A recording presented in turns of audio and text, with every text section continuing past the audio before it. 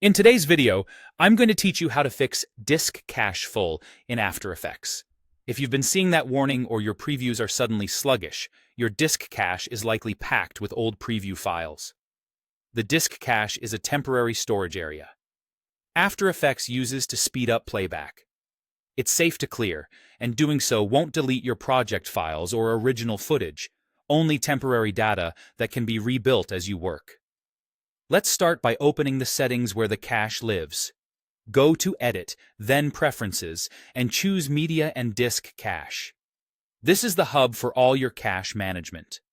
Depending on your operating system and version, preferences may be located slightly differently, but the Media and Disk Cache section is what you're looking for.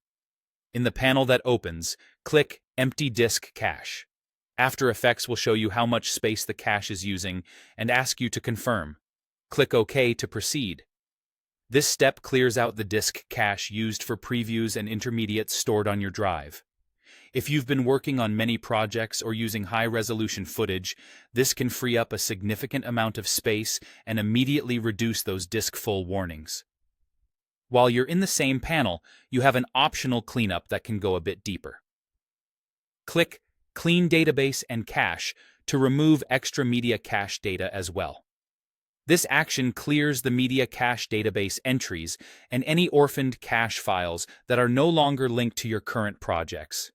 It's especially helpful if you've moved or deleted footage outside of After Effects and want to tidy up leftover references.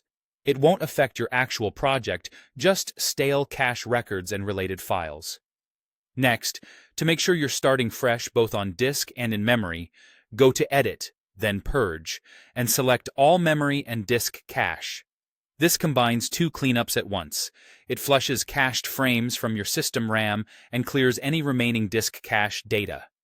After Effects will prompt you to confirm that you want to purge both RAM cache and disk cache. Confirm to proceed. Note that purging memory will remove cached previews from your current session, so your timeline may need to re-render previews the next time you hit play. That's normal and temporary. And that's it.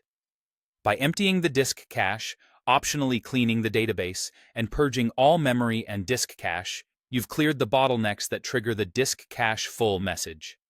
Your system regains drive space, and After Effects can rebuild only what it needs as you continue working.